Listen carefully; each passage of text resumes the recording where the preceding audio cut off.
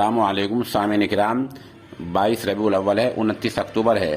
خبر کا عنوان ہے خوف اور نعروں کے بیچ جمعے کی نماز۔ معاملہ ہریانہ کے شہر گڑگاؤں کا ہے، جہاں نماز جمعہ ادا کرتے وقت کچھ لوگ پہنچے جن کو ہندو تنظیموں کا بتایا گیا ہے اور نعرے بازی کرنے لگے۔ پولیس نے ان میں سے 30 لوگوں کو حراست میں لیا ہے، بعد میں چھوڑ دیا ہے یا ان کے خلاف مقدمہ درج ہوا ہے۔ اس کی کوئی وضاحت کسی خبر رساں ایجنسی پر ابھی تک نہیں ہوئی ہے۔ خبر میں بتایا گیا ہے کہ آج جیسے ہی لوگ وہاں نماز جمعے کی تیاری کرنے لگے تو ہندو تنظیموں کے لوگ پہنچے اور وہاں جا کر نماز جمعے کی مخالفت میں نعرے لگانے لگے۔ ان میں سے 30 کو پولیس نے حراست میں لے لیا۔ بتا دیں کہ پچھلے ہفتے بھی اسی طرح سیکٹر 12 میں نعرے بازی ہوئی تھی۔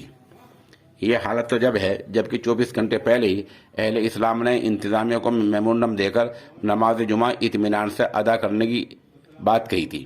بتا دیں کہ جو نماز جمعہ گڑگاؤں میں 37 پارکوں میں ہو رہی ہے، یہ انتظامیہ اور پولیس کی باقاعدہ اجازت سے ہو رہی ہے۔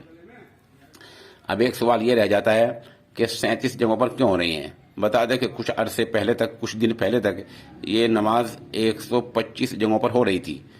اہل اسلام اور برادران وطن کے درمیان پولیس کی موجودگی میں فیصلہ ہوا اور 37 جگہوں پر نماز جمعہ کے بارے میں فیصلہ ہو گیا، لیکن اب 4-5 ہفتے سے یہ 37 جگہوں پر نماز جمعہ ہونا بھی لوگوں کے حلق سے نہیں اتر رہا ہے اور نماز جمعہ کے عین وقت پر آ کر خلل ڈالنے کی کوشش کرتے ہیں۔ سوال یہ ہے کہ کھلے میں نماز جمعہ کیوں ادا کی جا رہی ہے؟ اس کا جواب یہ ہے کہ گڑگاؤں میں کارخانے بہت ہیں جہاں مسلم مزدور ہزاروں کی تعداد میں کام کرتے ہیں۔ نماز جمعہ کے لیے مساجد ناکافی ہیں، اس لیے کھلے پارکوں میں نماز ادا کرنی پڑتی ہے۔ اہل اسلام کا کہنا یہ ہے کہ اس معاملے میں صرف جمعے کی نماز میں نصف گھنٹے کا دورانیہ لگتا ہے، یعنی آدھا گھنٹے میں نماز جمعہ مکمل ادا کر لی جاتی ہے۔ تو آخر ایک جمہوری ملک میں یہ معاملہ حلق سے کیوں نہیں اتر رہا ہے؟